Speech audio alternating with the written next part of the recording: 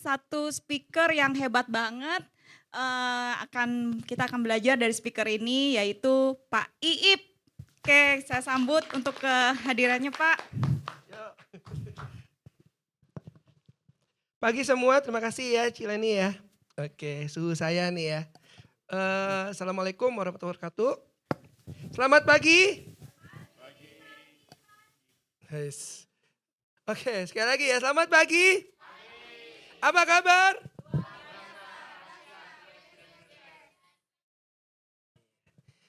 Ya Allah, masih berantakan juga ya. Oke.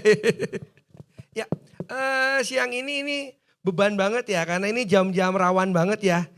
Gratifikasi ya kan, grafikasinya untuk mata ini sangat tinggi banget ya. Jadi teman-teman santai aja, materi yang saya bawakan ini, saya bukan bawa materi yang tutorial kayak kantor pusat ya, enggak ya. Jadi ini langsung aplikatif aja. Mudah-mudahan teman-teman bisa mendapatkan insight bagaimana ya kan positioning kita di lapangan. Karena terus terang aja, untuk produk kesehatan kita ini lagi di atas ya kan, lagi di atas semua asuransi. Nanti saya tunjukin ya poin-poin entry-nya. Jadi POV dari marketing, gimana bisa jualan PWM dengan nyaman, bener ya? Oke, kita lanjut ya. Oke, berubah atau punah, ini ya kan dulu nih ya, berubah atau punah. Udah tahu ya ini gambar apa? Kenapa dinosaurus punah? Karena nggak melahirkan. Karena dia nggak berubah ya, oke. Jadi apa yang harus kita ubah? Ada 3 hal ya, oke.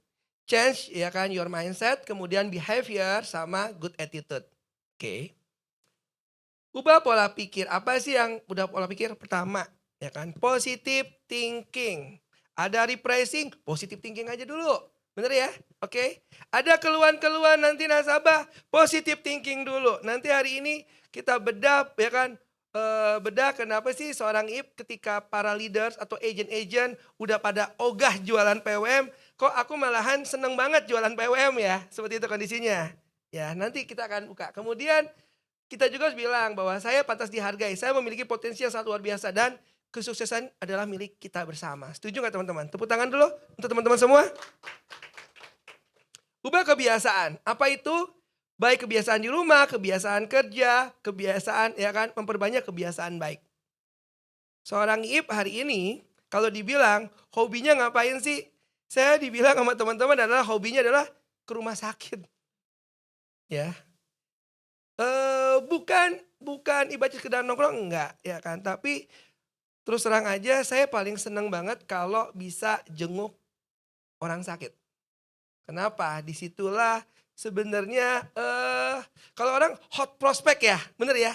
Nah, hot nasabah kita tuh di mana sih sebenarnya? Pada saat mereka merasakan ya kan, merasakan tagihan rumah sakit yang sangat berlipat-lipat ganda sekarang ini. Setuju nggak teman-teman? Ya. Kemudian sikap kita menentukan kita disikapi dan bersikaplah baik terhadap semuanya.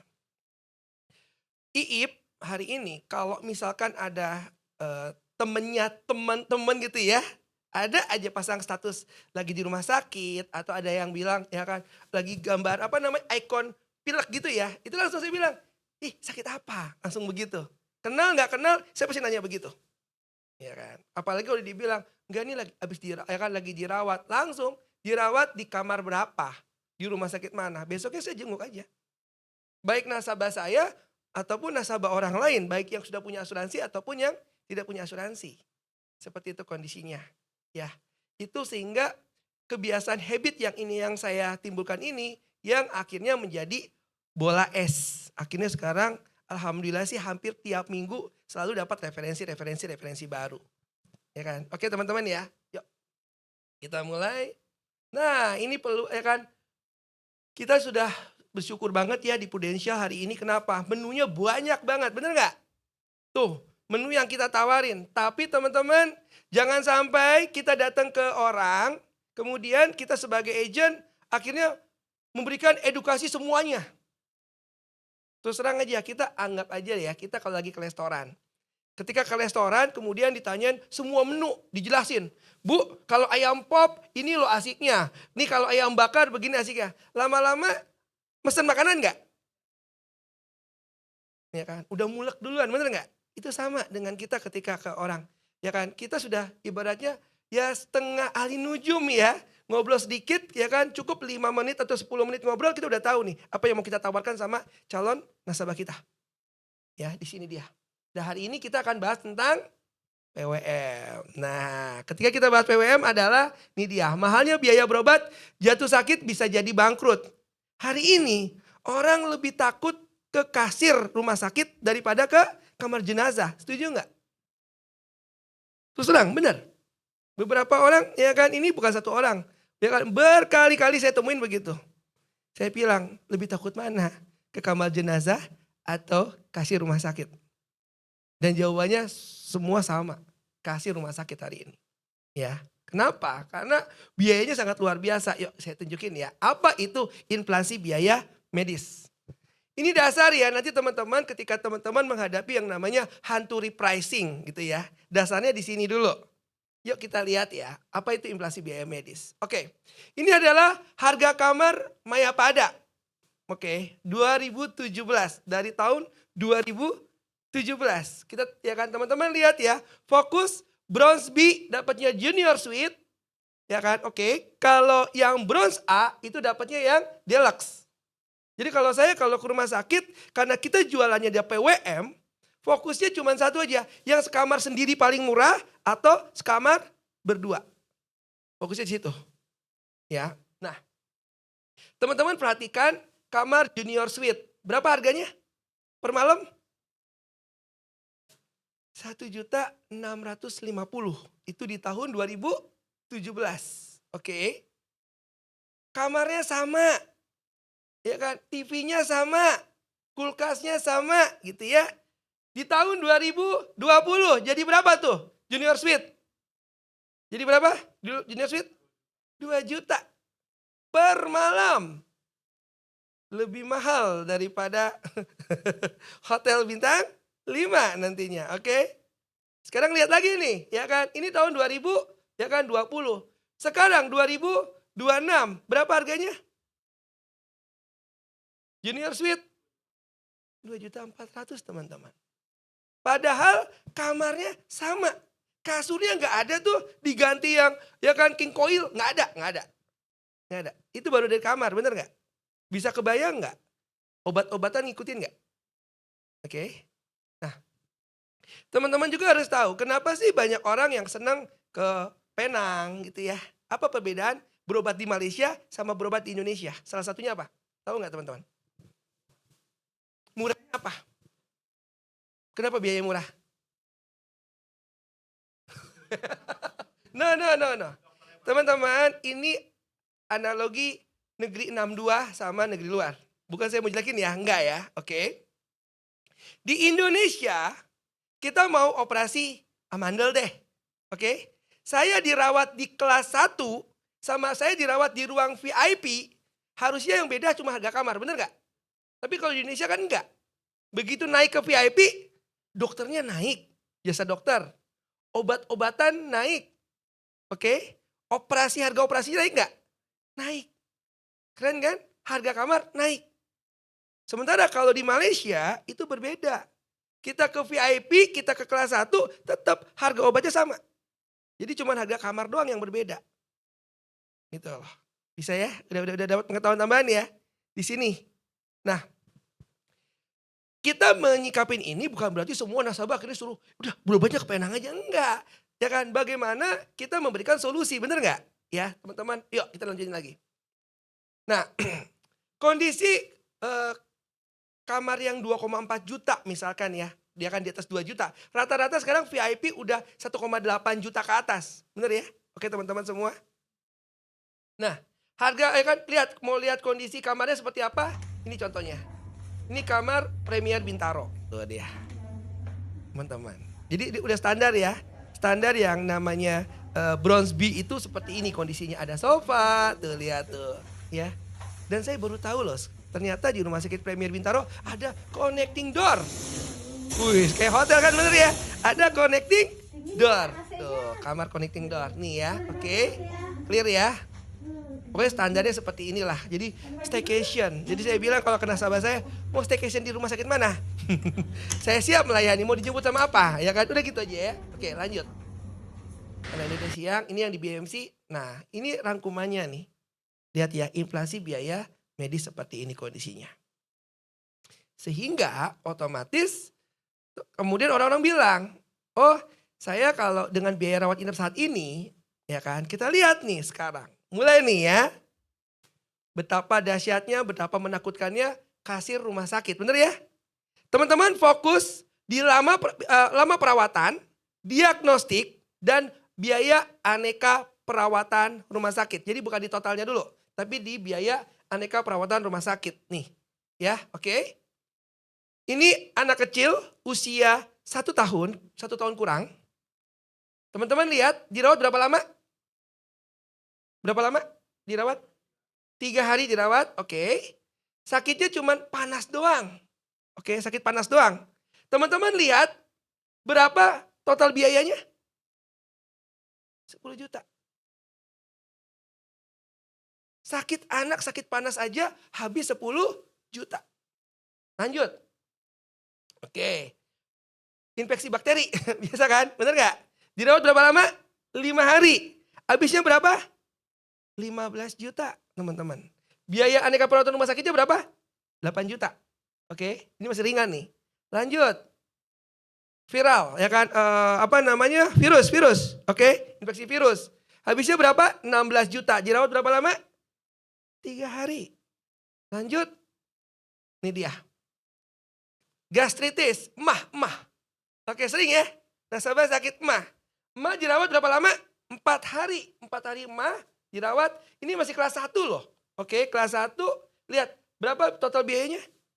18 juta. Dari awal biaya yang saya sebutkan, rata-rata di atas 10 juta enggak? Dan orang zaman sekarang rentan enggak sakit? Kita bayangin di luar sana, gaji udah UMR, katakan begitu ya, pas-pasan lah 8 juta, misalkan 8 juta, 10 juta. Kira-kira kalau udah menghadapi sakit begini gimana? Ini yang membuat mereka berpikir. Bener ya? Oke, kita lanjut lagi nih. Ini masih belum gongnya nih ya. Oke, lanjut. Ini yang sering terjadi. Sama nih gastritis, bener nggak? Tapi sedikit lebih akut nih. Sampai harus mesti ada tindakan ya. Teropong nih, endoskopi begitu ya. Berapa habisnya? 80 juta. Berapa lama dirawatnya? Cuma 5 hari. 5 hari habis 80 juta. Oke, lanjut.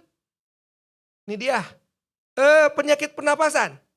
Pernapasan dirawat selama 4 hari. Habisnya berapa? 18 juta. Lanjut lagi. Oke. Sakit kepala. Ini habis sakit kepala sembuh ke kasir sakit kepala lagi. Kenapa? Lihat nih, lihat. 7 hari dia kan 7 hari dirawat. Habisnya berapa? 27 juta. Gila nggak tuh sekarang? Orang penyakit zaman sekarang. Oke, lanjut lagi. Oke, shoulders. Oke, yang suka main pedal kadang-kala ya. Hati-hati sekarang, ya kan, bahaya cedera. Oke, shoulders. Habisnya berapa? Oke, 159 juta. Dirawat berapa lama? Enggak ya, jadi di sana ya kan. Cuma berapa hari? 28 sampai 31, berarti 3 hari doang. Habis 81 juta. Oke. Apalagi kalau sampai HNP. Nah, rata-rata sekarang ya kan HNP enggak mengenal usia. Oke, salah satu nasabah saya, seorang pramugari usia 27 tahun, HNP habis 200 juta. Oke, di saat yang bersamaan ya kan usia sekitar 48 tahun, habisnya berapa? Loh, lumayan enggak? 5, 7, 5, bayangin. Berapa lama dirawatnya? Ya lumayan lah ya. 11 hari menghabiskan 500 miliar.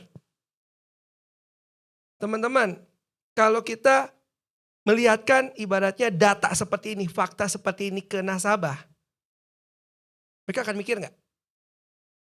Oke, ya lanjut. Oh tenang Ip, saya punya asuransi corporate, kantor saya baik hati banget gitu ya. Oke, banyak begitu? Banyak. Yuk kita lihat yuk. Nih, rata-rata asuransi kantor tuh begini. Ya, stop, oke.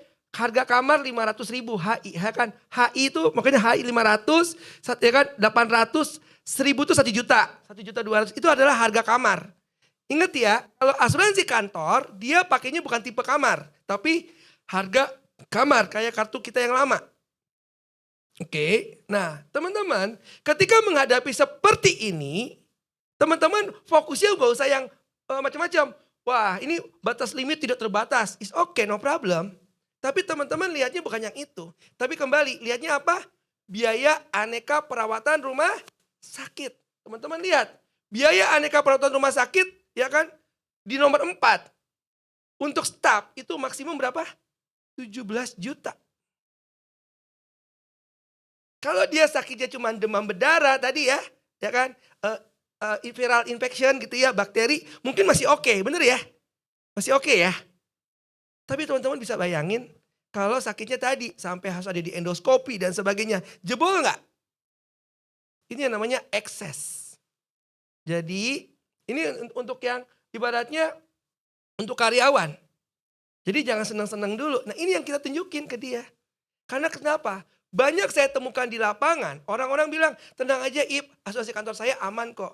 Udah pernah tahu tabelnya. Dan rata-rata pegawai tahu nggak? Nggak tahu sebelum mereka sakit. Ketika sakit baru ngedumel tuh sama HRD. Kok limit saya kok terbatas banget ya? Itu dia rumusnya. Clear? Ada lagi ya kan? Nah ini Purworks. Sama kan Purworks kita juga, biaya aneka perawatan sakitnya 17 juta, 20, 19, bener nggak? Sama aja. Dan kelemahannya adalah ketika dia berhenti, ya kan berhenti, atau tahun depannya kantornya ganti provider, bisa berubah juga, bener nggak? Otomatis dia nggak bisa tercover lagi, banyak ekses banget. Belum lagi pada saat dia pensiun, nanti aja deh saya mau punya kartu kesehatan Prudential nanti kalau saya pensiun, bener nggak? Banyak yang begitu? Banyak. Tapi jangan salah, begitu dia pensiun, penyakitnya juga udah banyak. Hipertensi, diabetes, bener nggak? Itu dia. Yang saya selalu bilang sama nasabah, calon nasabah saya ada cuma satu.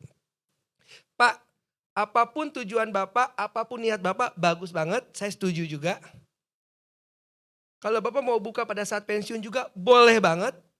Tapi yang Ip khawatirkan cuma satu aja Pak, apa dia bilang?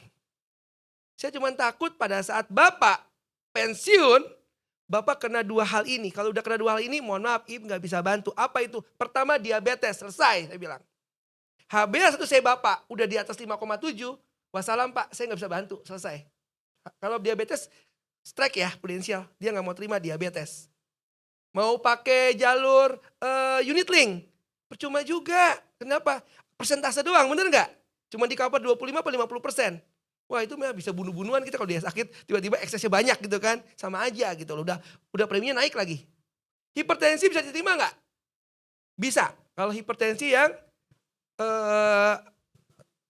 terkontrol. Tapi kena minimum hipertensi kena berapa? H5. 25% preminya tambah. Ya kan, jadi kalau dia 1 juta berarti 1.250.000. Dan kalau udah tua pasti kan preminya tinggi nggak? Tinggi. Misalkan preminya 10 juta. Begitu kena hipertensi tambah 25%, berarti berapa? Ya kan? Hitung sendiri, benar nggak? Nambahnya. Itu yang terjadi. Oke, belum lagi nanti masa tunggu, bener ya? Nah, teman-teman lanjut. Nah, apalagi yang begini nih. Banyak gak sekarang di lapangan itu agen-agen yang meninggali nasabahnya. Wah, nasabah gak punya agent, bener gak? Dan dia cuman punya yang namanya kartu kayak begini, bener gak? Ditinggalin begini, banyak gak? Banyak banget di lapangan. Makanya saya bilang, teman-teman gak usah takut ketika ada orang bilang, saya udah pernah punya Prudential. Jangan salah, langsung nih, sini nih, kartunya kartu apa dulu? Yuk kita bahas yuk. Teman-teman gak usah takut. Justru teman-teman memperbaiki. Wah ternyata kartunya masih masuk kartu kerang. Ini kan istilahnya begini, begitu ya. Kartu saya masih kartu kerang, kartu merah, bener ya. Nah teman-teman lihat biaya aneka perawatan rumah sakitnya berapa? Lebih sadis nggak?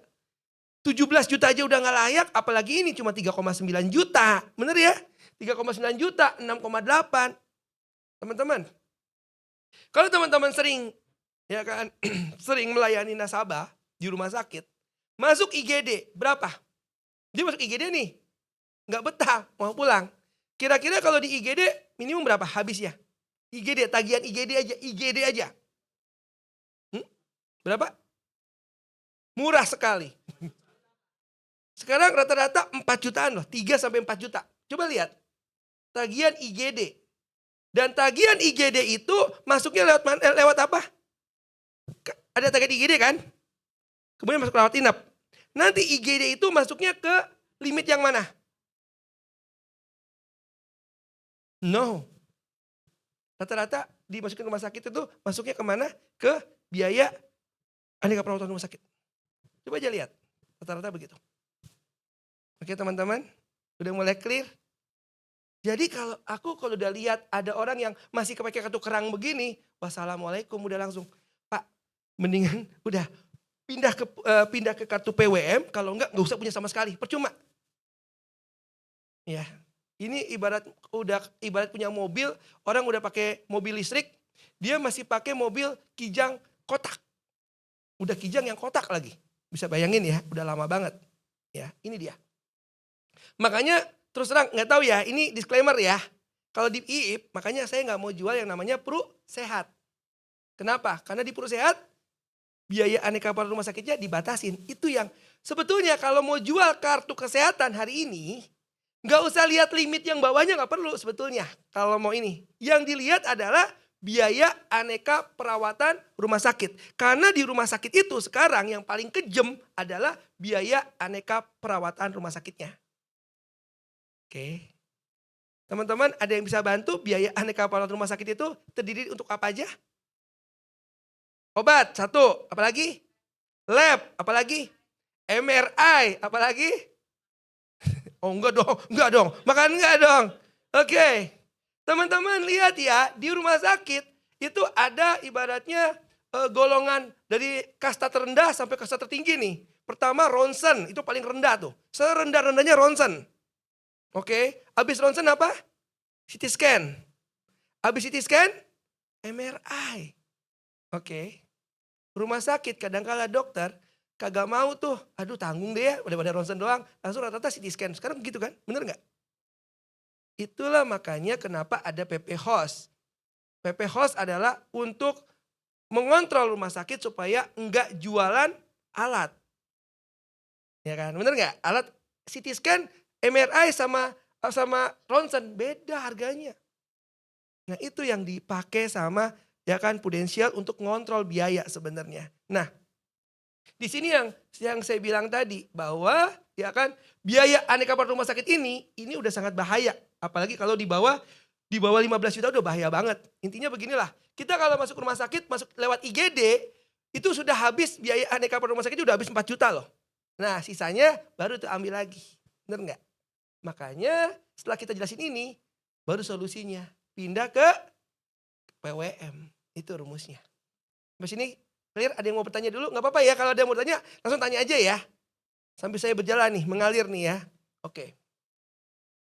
Nah, orang bilang juga, ih saya mah pakai BPJS.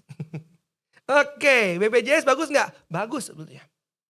Ya, tapi teman-teman harus tahu perbedaan antara BPJS dan kartu kesehatan ya kan individu. Apa itu? Pertama begini.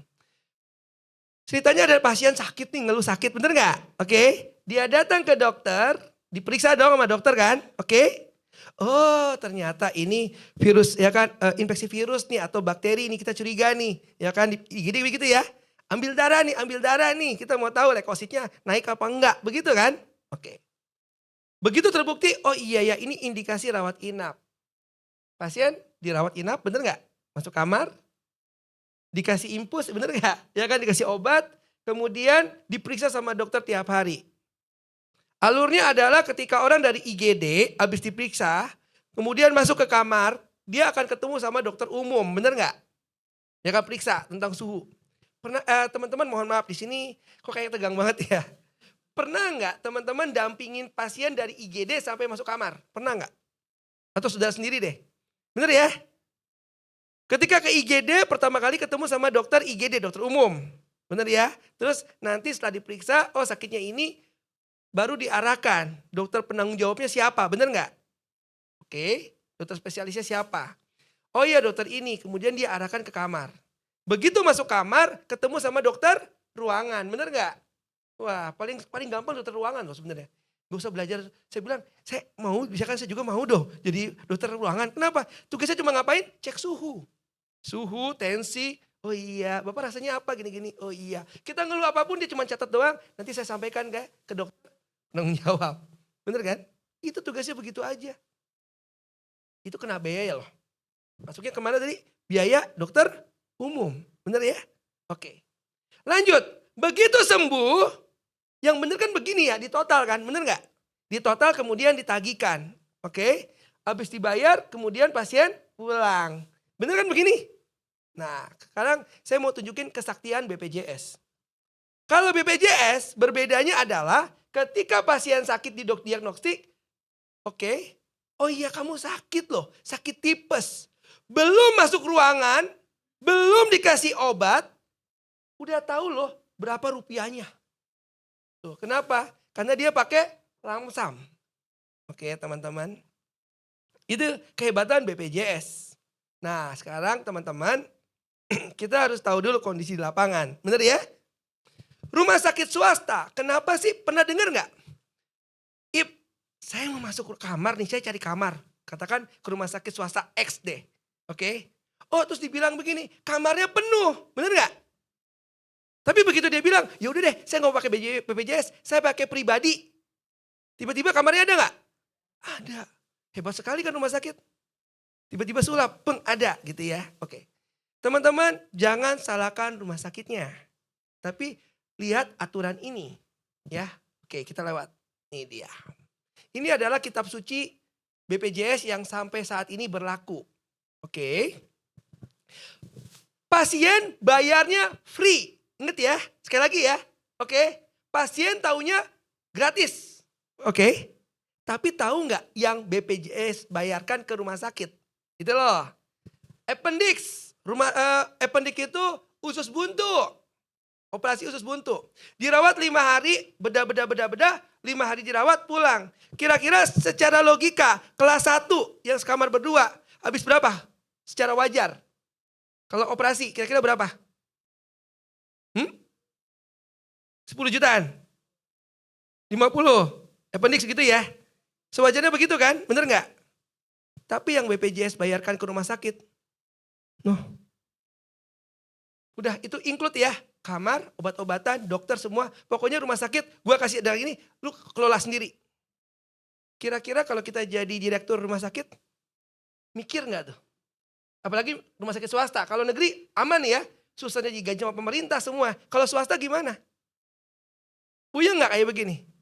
Belum tagihannya tarso-tarso pembayarannya, bener ya? Oke, ini baru yang operasi. Yang paling gampang deh, demam berdarah. Demam berdarah dirawat katakan 3 hari. Oke. Berapa dibayar sama pemerintah? Sama BPJS? 1,7 teman-teman. Makanya pernah dengar nggak? Ada pasien, perasaan masih sakit, 4 hari suruh pulang. Bener nggak? Ya kayak begini. Habis jatahnya. Oke. Saya pernah melayani nasabah. Orang tuanya nggak punya asuransi. Masuk rumah sakit pakai BPJS operasi jantung. Udah gitu milih lagi rumah sakit swasta. Itu bagian talent langsung bilang begini, tolong ya keluarganya siapin 30 juta di muka. Bukannya gratis. Ya tunggu dulu. Kalau habis dioperasi pasang ring, dia langsung sehat, aman, masih di bawah limit 90 juta. Pasang ring jantung 90 juta. Bypass jantung 90 juta. Lebih dari itu, kalau dia sampai ke ICU, maka keluarganya siap-siap tuh. Ada ekses. Kalau di rumah sakit swasta. Makanya yang namanya ICU kalau udah dengar orang masuk rumah sakit, masuknya ICU, itu kayak kita naik taksi argo kuda. Udah itu per hari beng. Karena saya pernah ada nasabah, orang tuanya nggak punya nggak punya asuransi, usia 87 tahun, dirawat di ICU, dia dirawat selama 23 hari, habis 600 jutaan, lu bayangin, ICU. Bisa kebayang ya teman-teman? Nah, dari sinilah makanya solusinya apa? Solusinya ini tadi kartu PWM. Tepuk tangan dulu dong untuk kartu kita dong. Ini dia. Oke. Nanti yang saya mau bilang begini. Nanti Iip akan cara saya kalau kalau ada orang bilang, "Tolong dong jelasin tentang kartu kesehatan." Boleh nggak? Kayak gitu kan? Ya. Iip ngejelasinnya kayak apa sih? Ya. Nanti Iip akan kasih tahu ya kan? Atau sekarang aja ya nggak apa-apa ya. Tapi Iip jelasin begini enggak serta-merta setiap ada orang, Iip boleh dong tentang asuransi, saya nggak langsung ke situ. Ketika saya terangin cara saya ini adalah ketika dia sudah benar-benar sudah mau tentang prudensial baru saya jelasin secara komprehensif. Cara saya jelasin tabel ini bagaimana, saya coba bilang begini. Oke, prudensial punya kartu kesehatan namanya Pruwell Medical. Oke. Dia punya beberapa tipe kartunya, ya kan? Apa aja? Pertama, bronze. Bronze itu dilayani di 395 rumah sakit di seluruh Indonesia. Entah itu Bunda, Eka, Primaya, ya kan? Dan lain-lain. Oke. Nah, tapi kalau orangnya suka berobat ke Malaysia, pakainya silver. Karena dia berlaku di seluruh Asia, kecuali Jepang, Hong Kong, sama Singapura. Kalau yang sukanya berobat ke Singapura, pakainya yang gold. Oke, seluruh dunia kecuali Amerika itu platinum, kalau seluruh dunia namanya diamond. Semakin besar coverage tentu semakin mahal. Udahlah, aku langsung begitu, udahlah kita fokus dulu ya di Indonesia aja dulu ya. Karena kalau sakit kan nggak mungkin. Maunya kalau ke Malaysia mau liburan kan, bukan mau sakit. Iya benar. Oke, bronze. Bronze ada A dan B. Dan hari ini A dan B ini adalah pakainya tipe kamar. Yang A sekamar berdua, yang B sekamar sendiri paling murah. Kenapa paling murah? Karena kita tahu rumah sakit udah kayak hotel. Ada VIP, ada ya kan super VIP, ada ya kan suite. Saya bilang begitu. Oh iya ya. Ditulis contoh bronze B ya, aku bilang. Bronze B. Bronze B itu apa namanya tipe kamarnya begini. Kalau bahasa hukumnya sesuai tagihan, mana yang lebih besar antara harga kamar dengan satu tempat tidur yang terendah atau 1,2 juta. Benar ya? Nah, saya bilang, ini jangan sampai salah paham ya 1,2, bukan. Tapi misalkan Iip sakit, saya nyasar di rumah sakit mitra keluarga. Harga VIP terendahnya 1,8, ya udah itu kamar saya. Tapi ketika saya ke Mayapada, harganya 2,4 juta, ya udah itu kamar saya. Oh gitu ya Iip. Jadi kita memberikan keterangan begitu, edukasinya begitu. Jadi nyaman ya. Jadi kita ya kan nyamannya di sini nggak pakai harga kamar. Oke, keunggulan yang kedua dari kartu ini adalah dia punya 2 limit. Oke, pertama limit tahunan, berapa? 5 miliar. Sifatnya refill. Maksudnya gimana? Kalau tahun ini kepake 1 M, sisa berapa? 4. Begitu setiap ulang tahun polis kembali ke 5 miliar. Tapi Prudential tahu bahwa kartu ini bukan berlaku setahun 2 tahun, tapi sampai usia nasabah 99 tahun. Mungkin 20 tahun ke depan 5 miliar udah nggak layak. Daripada ganti polis, oke, makanya Prudential kasih limit cadangan, namanya ProPrime Limit Booster. Berapa? 12 M. Dari sejak sekarang sudah ada limit 17 M. Gitu. Buat apa? Buat bayar kamar, obat-obatan, dokter semua dibayar sesuai dengan tagihan. Nyaman nggak? Nyaman gitu. Oke, lanjut. Tapi yang perlu diketahui adalah pertama, ada 3 hal yang enggak di cover oleh asuransi kesehatan individu. Apa aja? Pertama, segala sesuatu yang berhubungan dengan kehamilan. Kenapa? Karena hamil bukan penyakit. Ya kan? Oke, itu yang diharapkan, bener nggak? Yang kedua, kecantikan. Oke, operasi mata untuk katarak cover. Operasi mata untuk turunin minus enggak di cover. 3, segala sesuatu yang berhubungan dengan gigi. Titik, nggak ada koma. Udah, saya sampai situ udah ada clear ya. Dan satu lagi yang harus ketahui adalah masa tunggu. Masa tunggu kita ada 3. Pertama, 30 hari untuk semua penyakit kecuali kecelakaan, kepleset, tabrakan dan sebagainya di cover, atau ada pembedahan minor. Contohnya operasi CTS atau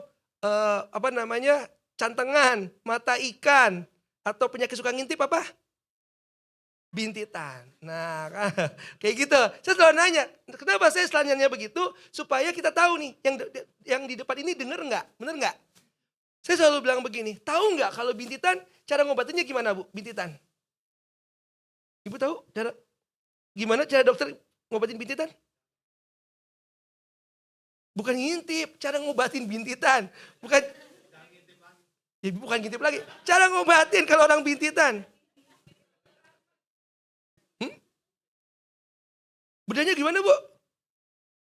Iya pakai pisau kecil digimanain? Gini. Matanya kasihan banget ya. Teman-teman tahu, saya sampai begitu ada nasabah saya yang bintitan. Dan dia mau ke dokter, saya bilang, nanti dulu ya. Jangan bilang dokternya, jangan masuk ruangan dokter dulu, tunggu saya. Saya sampai penasaran loh, cara dokter bintitan tuh gimana gitu loh ngobatinnya. Tahu caranya gimana?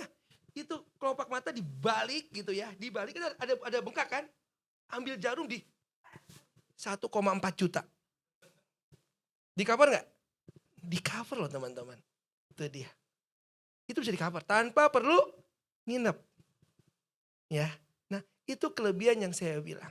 Nah, ketika saya sudah bicara seperti itu kondisinya, oke. Langkah selanjutnya adalah dia akan tanya, berapa sih, mahal nggak sih ini program, bener nggak? Oke. Maka saya bilang, kontribusinya berapa? Tinggal tunjukin aja ini. Gampang kan? Usianya berapa? Ya kan? Usia berapa segini? Oke. Dan dia akan tanya, ini naik ya tiap tahun? Ya, bener nggak? Nah, kalau normal, kenaikan normal itu normalnya sebegini. Kan udah kelihatan ya, normal kan naiknya. Oke. Cuman nanti ada saatnya yang namanya repricing. Ini yang nggak bisa kita kontrol. Ya kan, makanya repricing itu apa Ip? Ya itu tadi, kalau ada klaim gede-gedean dan ini lagi dikendalikan gitu loh. Dikendalikan ke rumah sakit maupun ke nasabahnya juga, bener nggak?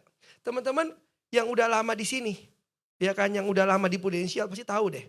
Dulu waktu kartu merah atau kerang, karena ada batasan-batasan, jujur, demam nih, 1 hari nggak berani ke rumah sakit. Karena tahu ada ekses nantinya, bener nggak? Oke, demam harus 4 hari dulu baru berani ke rumah sakit. Tapi hari ini perubahannya beda banget. Hari ini baru batuk sekali aja, udah di UGD tiba-tiba. Tuh, ini perbedaan sekali begitu loh teman-teman. Makanya apalagi dulu ya ada zamannya makanan pendamping. Wih luar biasa semangat ya kan. Baru demam dikit aja, Pak mendingan ke rumah sakit Pak. Mama gak bisa masakin Papa. Udah kita ini aja rekreasi ya kan, staycation di rumah sakit. Tuh kayak gitu kondisi teman-teman. Otomatis. Oke teman-teman, ini dia. Nah, belum lagi PWM punya kelebihan. Kelebihannya apa? Bahwa dia bisa kasih diskon, bener gak? Oke, Pruwel kan? Kalau tahun pertama, selama setahun pertama dia tidak ada klaim sama sekali, 5%. Tahun 2 tahun berturut-turut sehat, 10%. 3 tahun berturut-turut, 15% dan seterusnya. Bener gak? Pak Ip, tapi tahun kelima tiba-tiba dia sakit tipes. Ya udah, pada saat sakit tipes dia nggak ada diskon. Tahun depannya nggak ada, tapi dia nggak klaim tahun depannya. Kembali lagi ke 5% lagi. Kayak gitu loh teman-teman. Nyaman kan kayak begitu? Ya, ini yang kita buat.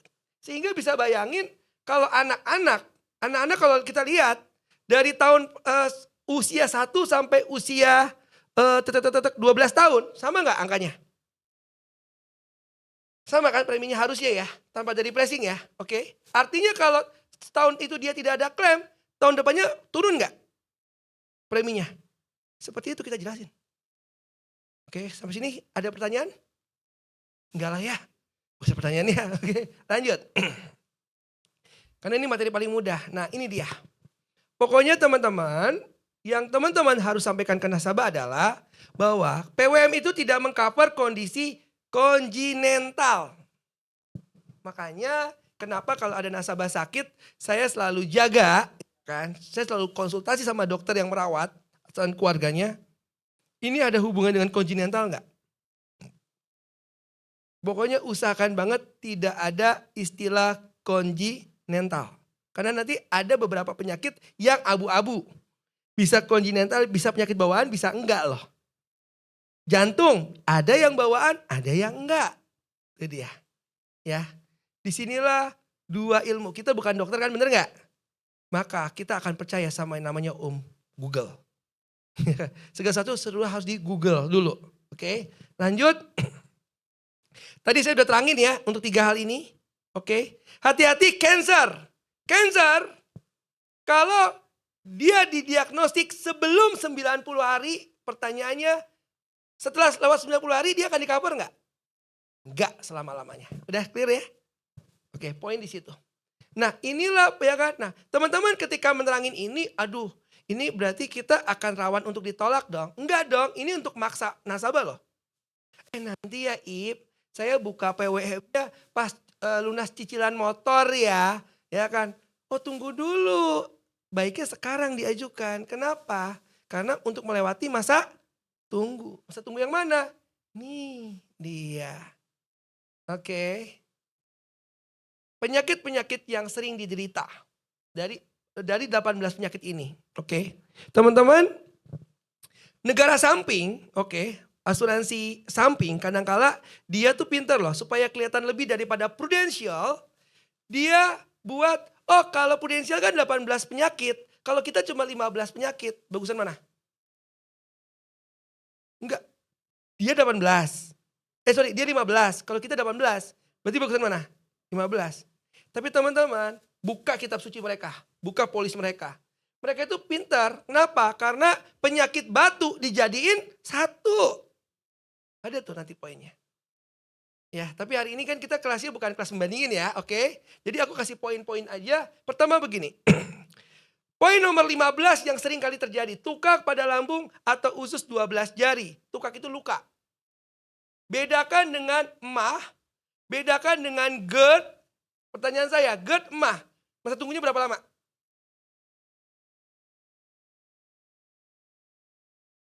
GERD, dispepsia, emah, itu ya kan masa tunggunya cuma 30 hari. Dia nggak masuk ke tukak pada lambung, bukan. Kalau emah, dispepsia, atau GERD, udah benar-benar akut, kemudian di endoskopi, itu baru bisa menunjukkan tukak atau enggak. Gitu.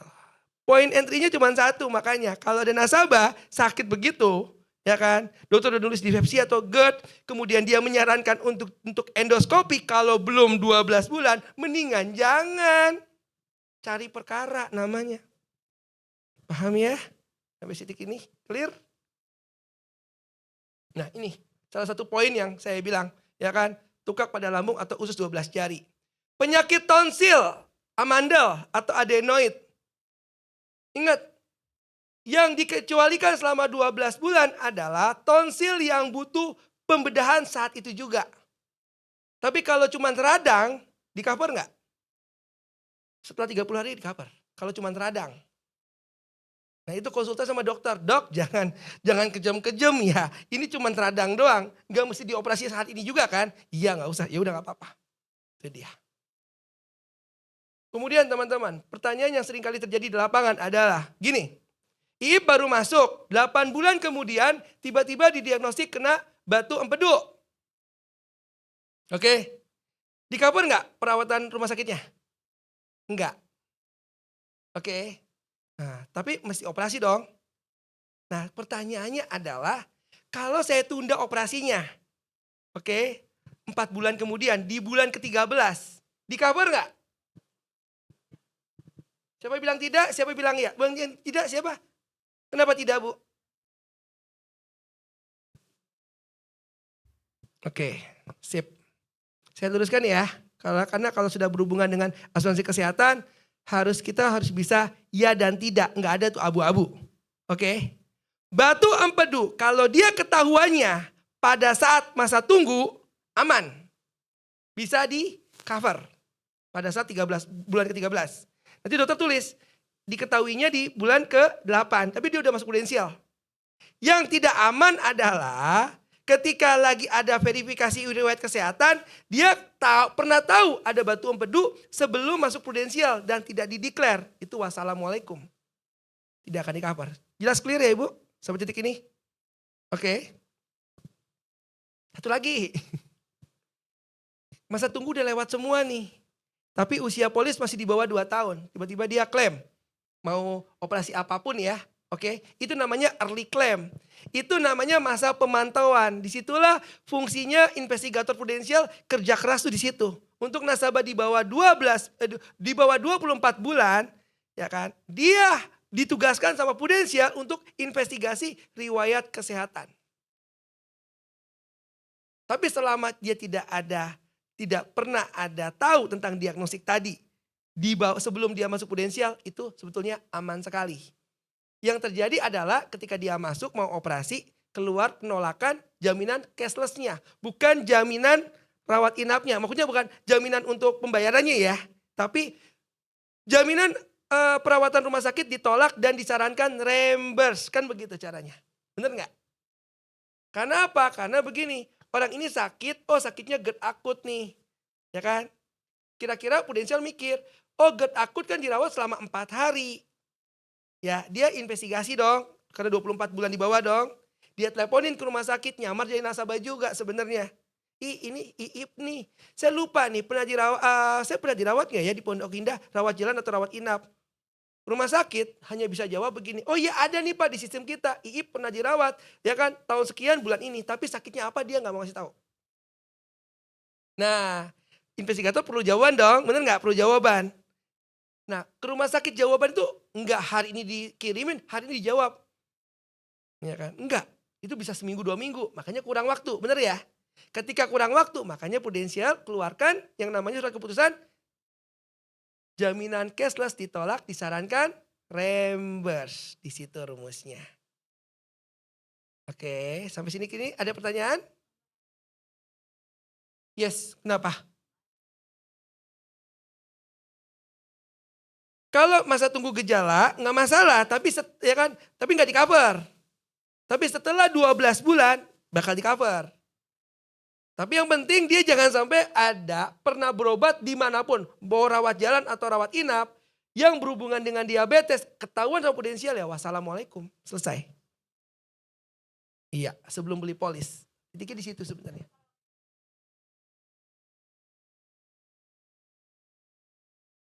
Kalau masa tunggu aman, kalau di dalam masa tunggu itu aman sebetulnya. Jadi masa tunggu itu cuma masa ibaratnya penilaian prudensial gitu loh. Kenapa? Iya pengecualian selama masa tunggu 12 bulan, titik, nggak ada koma.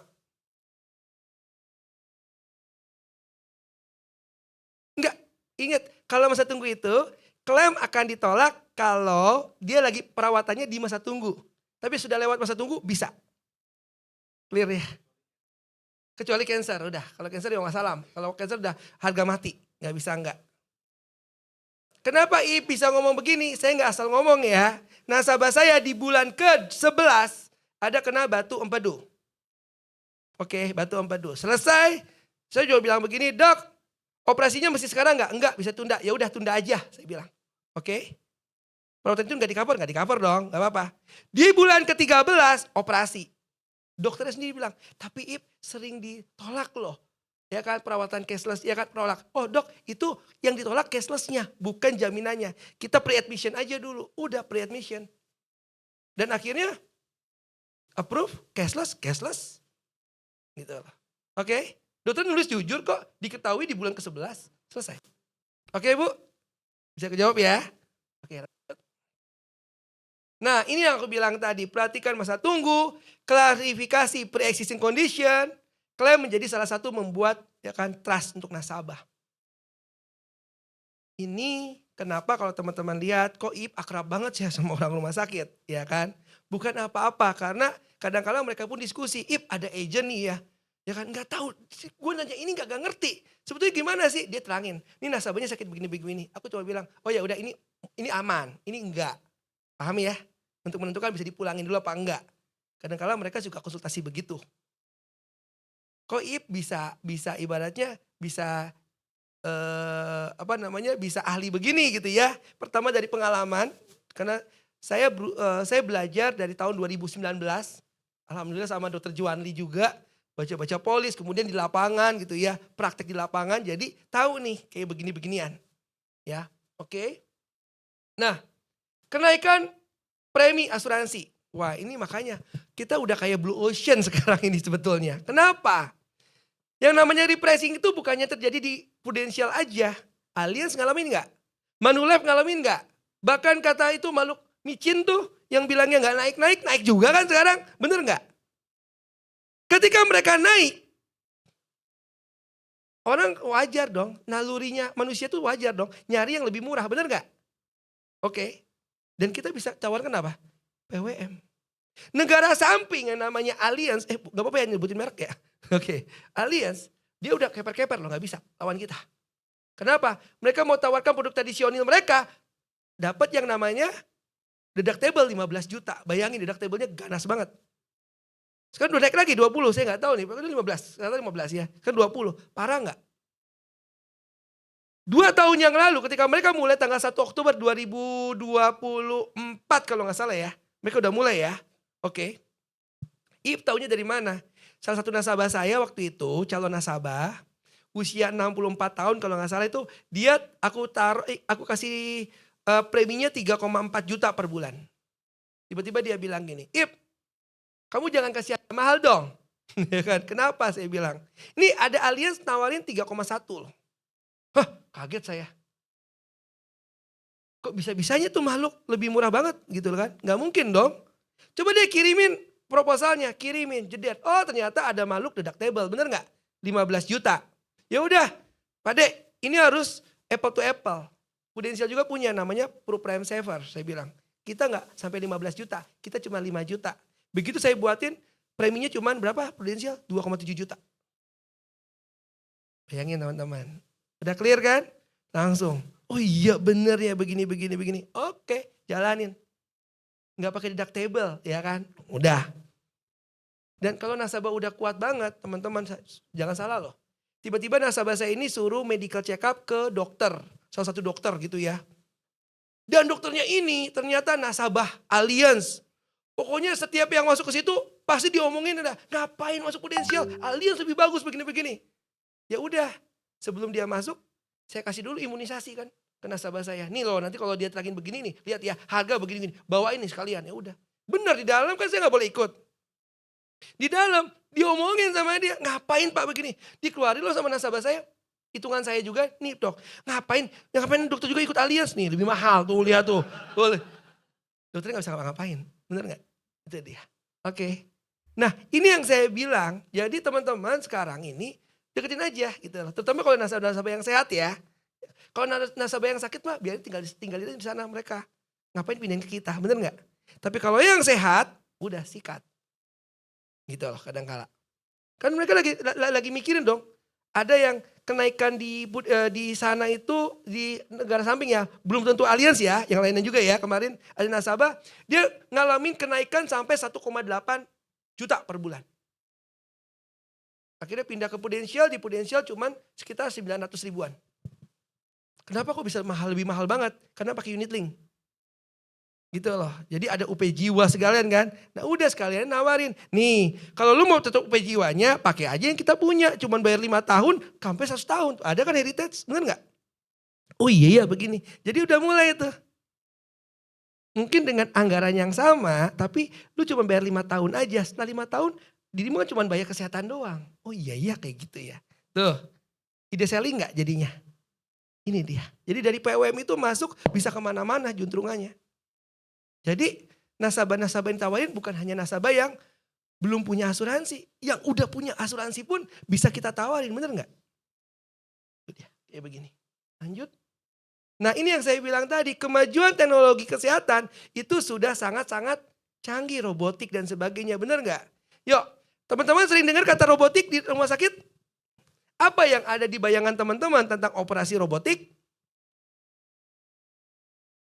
Bukan mahalnya, bukan. Operasi robotik itu kayak apa Bu? Yang operasi siapa? Robot? Dokter. Terus? Iya kenapa minim invasifnya?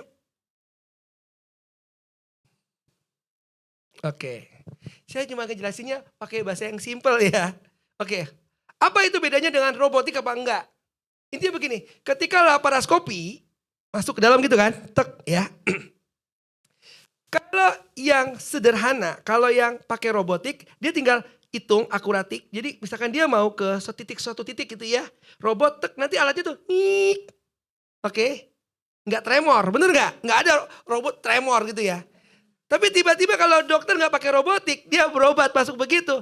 Dan dijagain, emang nggak tremor sih dokternya. Tiba-tiba batuk, bisa jadi kan manusia kan. Tiba-tiba alatnya gini. Parah nggak itu? Kayak gitu aja. Jadi aku bilang, itulah kemajuan beberapa robotik. Oh iya benar juga ya. Kayak dulu operasi kalau udah berhubungan dengan HNP, tulang belakang, pasti orang takut. Kenapa? Takut lumpuh, bener nggak? Hari ini dengan adanya robotik, itu udah sangat-sangat minimum sekali. Bahkan ada dokter bilang, pokoknya cuma 1% deh. Ibaratnya yang bisa lumpuh gitu loh, 99% bisa sembuh. Nah, itu bisa mahal nggak tadi hitungannya? Mahal kan? Dengan kalau dia udah punya kartu PWM, solusi nggak? Kalau punya asuransi kantor, ya wassalam, bener nggak? Itu dia. Oke, lanjut. Nah, langsung. Perluas jangkauan. Jadi mulai hari ini teman-teman tambah yakin nggak dengan data-data yang saya bilang tadi? Bahwa tuh yang namanya tadi bukti-bukti klaim ini kan saya kasih ke ini ya. Teman-teman bisa ambil kan bahannya kan. Tunjukin ke nasabah. Lihat nih sakit kepala udah 18 juta. Sakit virus 18 juta. Mau lagi nabung-nabung udah nabungnya susah gitu ya. Udah terkumpul-kumpul dipakai untuk bayar dokter siapa yang rela. Bener gak? Itu aja rumusnya. Simpel itu sebetulnya. Oke teman-teman.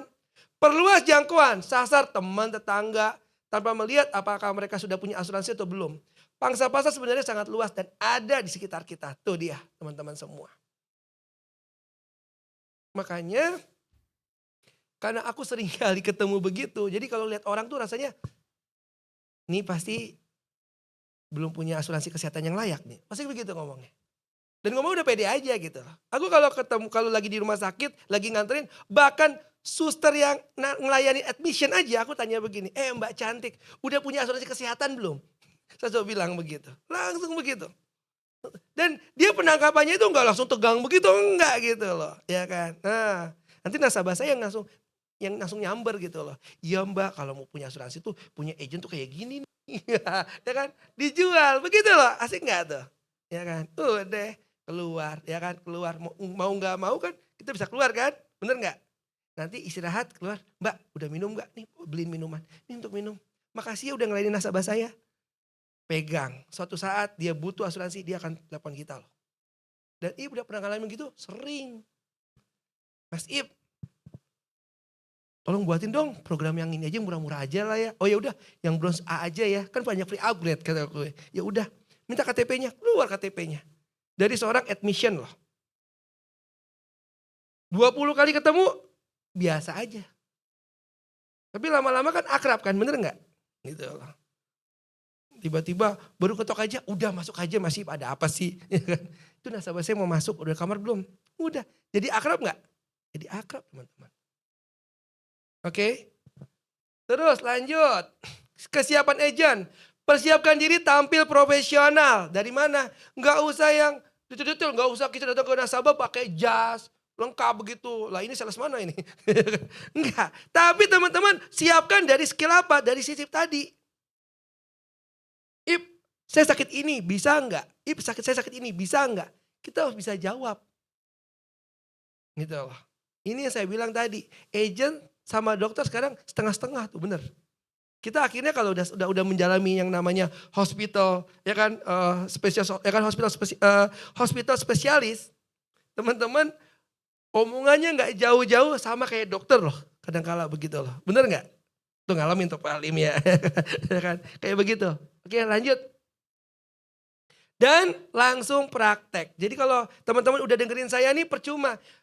Apa yang saya omongin begini, ini hanya teori di sini kan. Langsung di lapangan praktekin. Nanti pulang dari sini nih, ya kan, ketemu orang, langsung nanya. Yuk kita bahas yuk tentang kartu kesehatan. Tuh dia. Nih, langsung praktik di lapangan. Ya, sehingga engage dengan market tuh benar-benar gitu loh. Oke lanjut.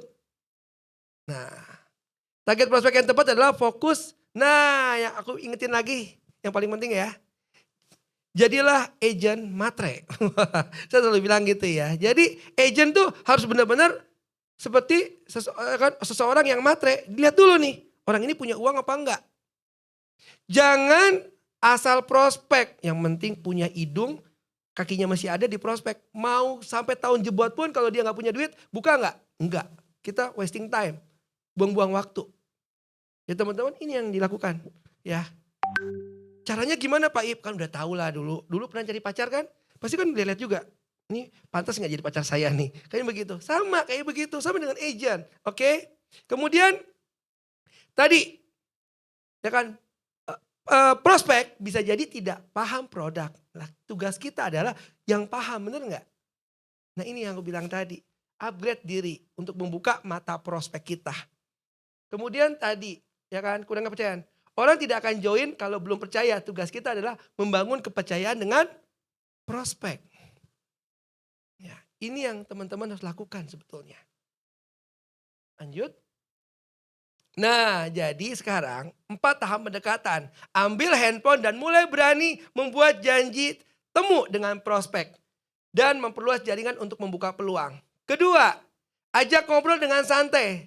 Sampaikan bahwa tujuanmu adalah bersilaturahim dan mempererat hubungan. Bukan jualan. Ngerti ya? Dicerita tentang kerjaan kita.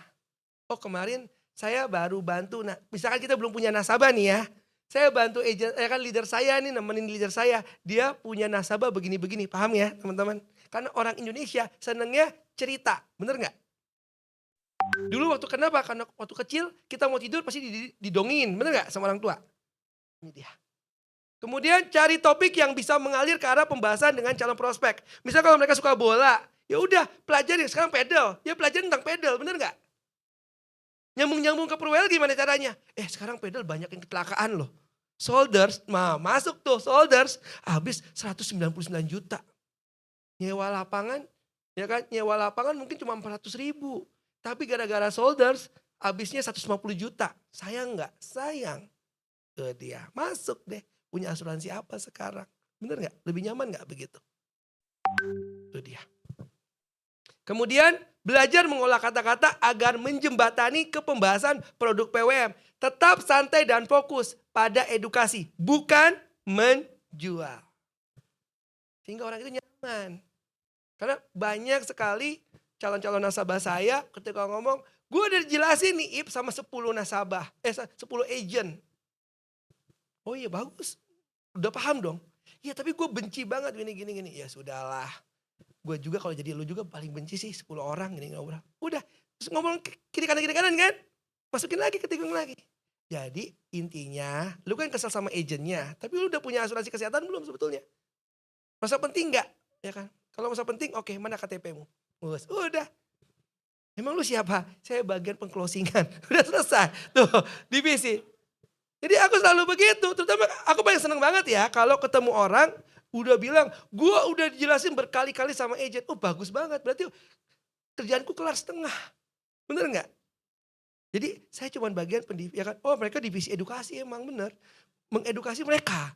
Kalau bagian pengclosingan, ya kan saya khusus untuk, ya kan bagian untuk pengajuan ke asuransi. Selesai, udah clear kan? Itu dia. Nah aktivitas, itu dia after sales. Ini aku bilang tadi ya. Oke, dimanapun pasti begini nih kerjaanku tuh, lihat tuh. Orang habis operasi patah aja, kita foto dulu ya. Tuh dia, oke. Tuh, ini kerjaan. Tuh habis operasi pasang ring jantung aja, tuh ya kan. Sampai datang kan agentnya.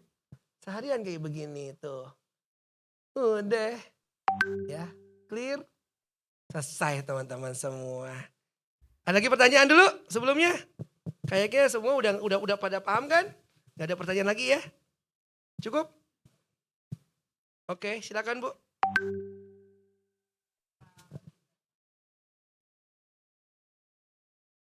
Komplain karena malam-malam susternya mungkin masih ngobrol ya. Susternya masih ngobrol sehingga dia agak terganggu gitu Oke. ya. Susternya ngobrol maksudnya? Kamarnya dia di tempat nginap itu dekat ruangan suster. Oh iya, oke. Ya, Terus. kemudian kan dia sebenarnya tidak komplain yang bagaimana, cuman jam 10 malam, jam 11 malam masih terdengar suara gitu kan. Oke, terus? Nah ketika saya menyampaikan ke suster untuk supaya ada sedikit komplain dari nasabah saya kan akhirnya setelah selesai kan saya udah pulang gitu suster kepalanya mungkin nyampe ke nasabah saya ya nanyain terus, gitu iya, kan mungkin terus? jam berapa gitu. Terus? Nah jadinya kan nasabah saya juga mungkin merasa kok tiba-tiba langsung sunyi senyap nih sejak saya lapor ke agen saya. Sementara saya juga mengantisipasi supaya nasabah saya tetap nyaman, tapi kan pihaknya rumah sakit itu jadi nggak enak juga ya karena kan saya sedikit mungkin memberi info maksudnya gitu. Nah kalau case seperti ini tuh saya memang selalu mengusahakan nasabah saya berikan terbaik ya, tapi saya nggak melihat rumah sakitnya gitu ya. Oke. Nah kadang seperti itu tuh ada nasabah-nasabah yang komplain misalnya waktu di rumah sakit ini yang ortopedi, saya ada kakiku sakit, nggak ada kursi roda, nggak ada ini gitu ya. Nah menghadapi komplain nasabah itu sebagai posisi kita sebagai seorang agent kan kita nggak punya akses langsung kayak mungkin ke rumah sakit ngomongin ya kecuali nasabahnya gitu ya. Itu gimana Pak Ip? Seandainya ada case-case seperti itu, Pak Is menghandle-nya Pak Ip. Oke.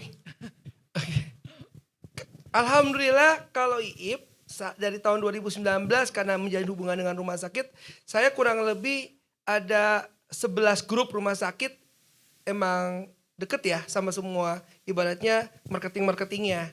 Jadi kalau ada masalah-masalah begitu langsung saya kontak marketingnya. Nasabah, tapi benar yang ibu lakukan udah benar. Kan sampai masuk ke sana kan. Ibu waktu itu nelpon siapa? Waktu itu memang bukan marketingnya juga, sama saya nyampein ke nasabahnya. Nah nasabah saya itu sebenarnya komplainnya ya nggak terlalu yang gimana, cuman kan namanya orang jam 11 masih ada yang ngobrol gitu mungkin Iya ya. nggak apa-apa, itu benar-benar yang ibu lakukan. Sehingga kan nyampe ke dia kan. Iya. Nah nasabah sendiri kok setelah saya komplain kok diem ya kemudian ya. Ya emang itu harus dilakukan begitu. Kalau masih ribut juga keterlaluan amat ya. Iya, iya. Ya, oke. Terus terang nih ya teman-teman, ini yang saya kasih tahu ya teman-teman. Rumah sakit sekarang ini, mereka itu sangat-sangat takut sama yang namanya Google Review. Oke, sebisa mungkin malahan. Makanya kalau ada IIP, misalkan saya punya nasabah sakit, kemudian saya selalu nanya kan, setelah berkunjung itu saya selalu nanya, ada keluhan nggak tentang rumah sakit ini? Nah itu saya bertanya ke beliau, ya kan dari A sampai Z. Bahkan kalau IIP sih alhamdulillah ya kan silakan teman-teman lakukan pendekatan sama marketing. Ya alhamdulillah kalau sekarang setiap saya jenguk nasabah pasti saya didampingin, nggak mungkin nggak. Kadang-kala begitu ya. Jadi didampingin sama orang rumah sakit kan, udah tuh bilang begini, Mbak ada ini nggak komplain nggak tentang rumah sakit? Mumpung saya bawa nih penanggung jawabnya ini, gitu loh. Nanti dia biar ya kan, jujur aja nggak apa-apa. Ya aku bilang kasih penilaian. Tapi kalau tiba-tiba juga ada ya, kalau ibu udah bagus tuh, ribut, nggak langsung diem kan, bener nggak ya? Ada waktu itu dia minta apa, nggak di cover, nggak di ini juga, nggak digubris juga. Oh ya sudah, tolong ya bu, buka Google Review, tolong isi sebentar, isi, set, udah tinggal aku tanya. Tolong lihat di Google Review itu ada apa ya? Itu bagian relation rumah sakitnya langsung ribut tuh pasti nggak mungkin nggak. Paham ya bu? Jadi gitu aja bu, gampangnya. Oke bisa kejawab ya bu? Oke, sip. Ada lagi?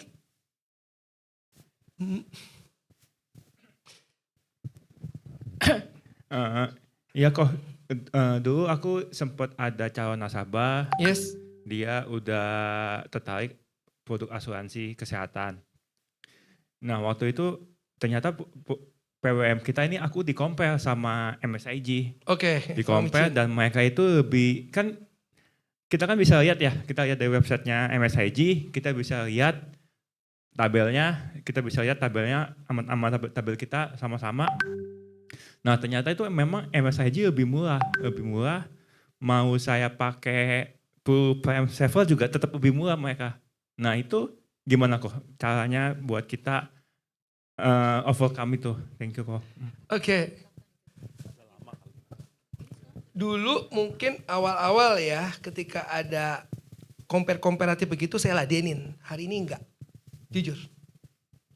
Kenapa teman-teman? Yang paling penting adalah after sales kita. Saya mau bilang rumah sakit itu sangat-sangat memuja Prudential. Kenapa? Pembayaran klaimnya itu tepat waktu, paling cepat dan paling fleksibel.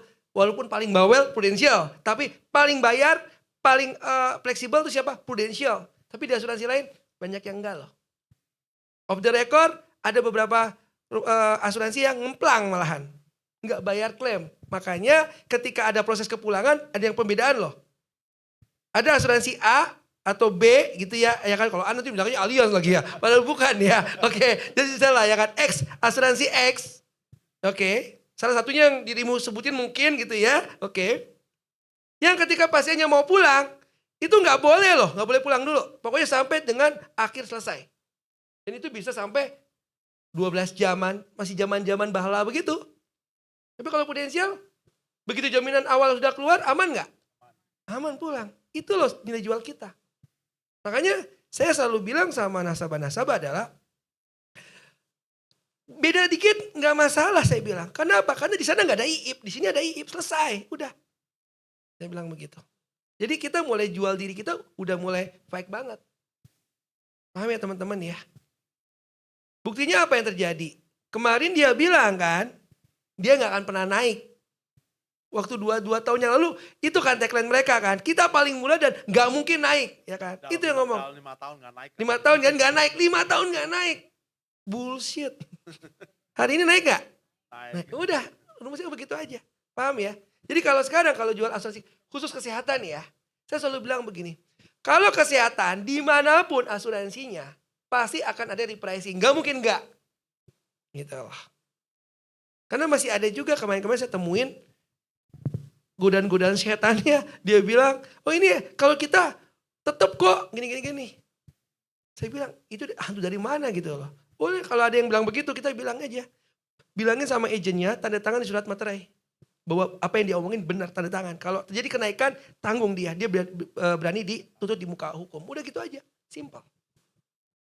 Oke teman-teman bisa kejawab? Oke. Ada lagi? Udah lah ya udah sore ya. Oke mungkin itu aja ya. Kurang lebihnya mohon maaf ya. Ya kan.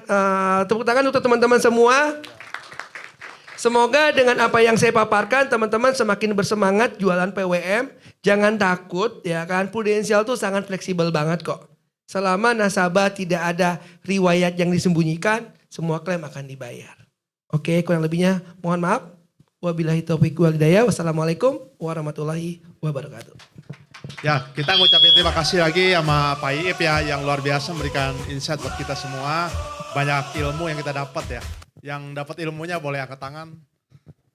Ya ini saya juga termasuk belajar juga dari Pak Iip, keren banget gitu. Makasih ya Pak Iip sekali lagi. Yuk kita mau foto.